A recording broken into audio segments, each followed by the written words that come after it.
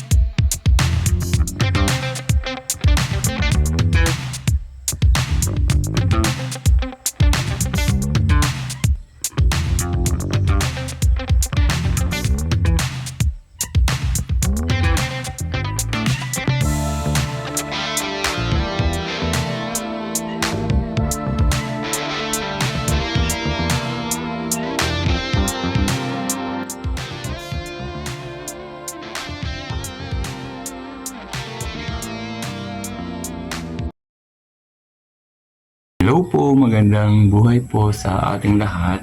Nandito po ako sa aking pong cactus and succulent area. Ngayong pong araw na ito ay propagation time na ulit po tayo. Okay na po ang panahon kaya po masarap na po uling mag-propagate po ng halaman. Meron po tayong po-propagate ngayong araw na ito at yun po ay barkada po nito pong mga cactus and succulent. Abangan po ninyo. Ilibot ko po muna ulit kayo sa aking cactus and succulent area. Ayan po, marami po akong tanim ay cactus. Kaunti lang po ang succulent. Kaya naman po, din po sa area ng ari, marami po din ang natutuwa kung mga nabisita po din sa garden. Kaya po, akin po lagi siyang inaasikasong ayusin. May nakita po akong barkada po ng succulent at cactus na medyo kakaunti po. Kaya po yun po ang atin pong i-propagate ngayong araw na ito. Kaya samahan po niyo ako sa pagpropagate po ng halamang ito.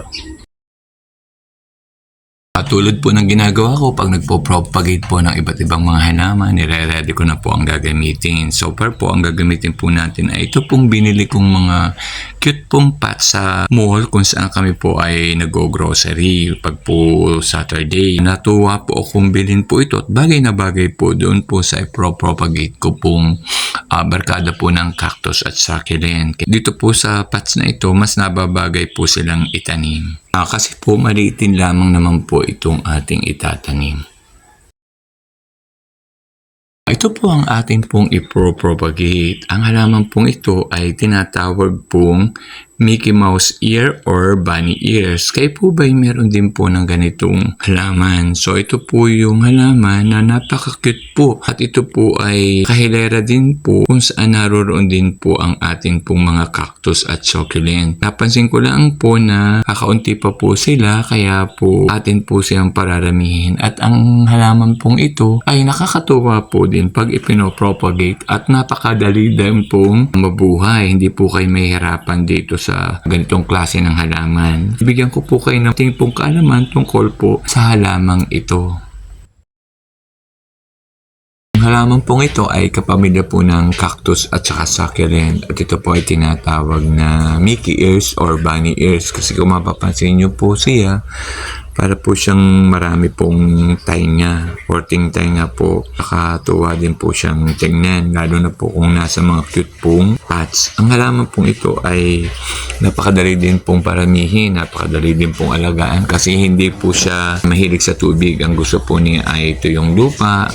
Ayaw na ayaw po niya nung sobrang dami ng tubig at siya po ay nalulusaw o madali po siyang namamatay. Kaya hindi po kailangan siya ng laging dilig. Nag-ready na po tayo ng lupa na gagamitin po sa pagpropagate. Meron din po tayong mga iba pong gamit na kakailanganin tulad po nito. Ito naman po ay para po sa paglalagay po dun sa pots ng lupa. Ito naman po ay pagkulang po ang lupa ay kukuha po ulit tayo. So yun po ang gagamitin natin. Ayan po ang mga materyales. At ito naman po yung ating ipopropagate. So gagamit din po tayo ng guantes kasi po ang halaman pong ito ay medyo may kakaiba pong tinik. Pag pinopropagate po ang halamang ito, need po natin talaga na magguantes kasi po kumpara po sa cactus na talaga pong masakit po ang kanyang tinik. Ito naman hindi po ganun kasakit kaso kati rin po kayong mararamdaman. Kaya mas mainam po na nakaguantes po tayo pag nagpropagate po ng halamang ito. Start na po tayong mag-propagate. Ang gagawin po muna natin, maguguantes po tayo. Maglalagay po tayo ng guantes sa kamay para po hindi po tayo masaktan dun po sa kanya po maliliit na tinik. Mas mainam po na pag tayo nagpo-propagate po ng halaman, lagi po tayo maguguantes para safe po ang ating kamay. Kasi may mga halaman po kasi na talaga pag nahawakan po natin ay napaka-sensitive po at may halaman din po na talaga po minsan ay madagta. Minsan sobra-sobra po ang tinik. Kaya bilang pag-iingat po, kailangan po tayo pag nagpo-propagate po ng halaman o naglalagay po ng mga lupa sa mga paso, dapat po tayo ay naka-gloves o naka-guantes para po safe ang ating pong kamay. Sa pagpo-propagate po ng halamang ito, napakadali po. Ang gagawin lang po ninyo, parang ito-twist po ninyo at may isa-isa na po ninyong makuha yung para pong tenga na atin pong ipopropagate. Ito twist po, iikot lang nyo po, makukuha na po ninyo yung ibang part ng halaman na ipopropagate. Ayan, kakatuwa po siya. Madali lang po. Lagi po ninyong ito-twist, ikot lang at siya, makukuha na po ninyo yung parang tenga po na ipopropagate po ninyo. Ayan po. Kagaya po ng isang ito, napakadami na po niyang pwedeng i-propagate. Kaya marami po tayong may itanim. Ayan, ito-twist lang po, iikot lang po. And then, makaka-harvest na po tayo ng po-propagate na Mickey ears or bunny ears. Kaya nakakalibang din po ang mag-propagate talaga po ng halaman. So, napakadali po, nakakatuwa po.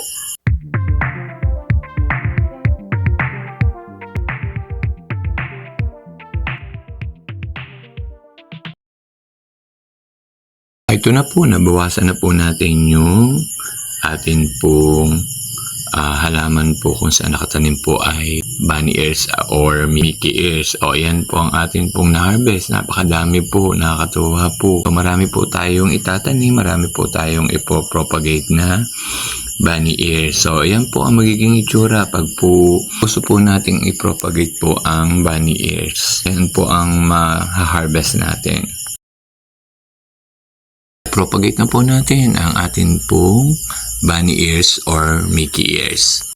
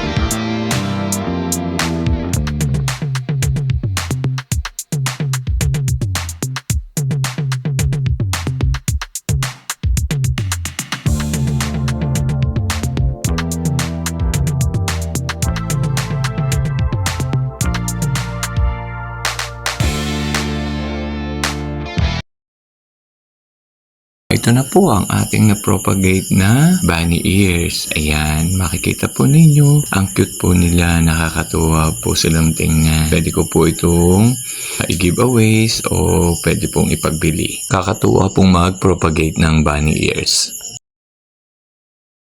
Finally po ay nakatapos na po ulit tayo ng pagpupropagate. Kaya po nakakatuwa po. Sa mga araw po na may time po tayo na magparami po ng halaman ay gagawa po natin magpropagate. Kayo po, musta naga po ang inyong paghahalaman? Tuloy-tuloy pa rin po. Huwag po tayong titigil at nakakaaliw din po pang palis din po ng stress. Ang paghahalaman naman po ay nasa mood din po natin. Kung medyo tinatamad po tayo ay huwag po muna tayong maghalaman o magpropagate ng halaman. Basta po nasa mood po tayo, doon po tayo sumigi po at yun po ay mas lalo pong nagiging maganda po at mas lalo pong mabubuhay ang ating ipopropagate na halaman. Muli po, sasamantalahin ko na po ang pagkakataong ito. Po muna magpapasalamat po dun sa patuloy pong sumusuporta po sa ating simpleng video. Doon po sa pag nakakapanood po ng ating simple pong vlog ay natutuwa pong mag-subscribe. Ang subscribe naman po ay wala naman pong bayad, kaya po natutuwa po ako doon po sa mga nanonood at nakakagusto rin po ng aking simpleng vlog na nagsusubscribe. Ayun po ang mga tunay na sumusuporta. Doon po sa aking mga solid na taga-suporta, ako po ay lubos na nagpapasalamat po sa inyo. At tamang panahon po ay makakabawi din po ako sa inyo. For the meantime po, babay na po muna. Salamat po.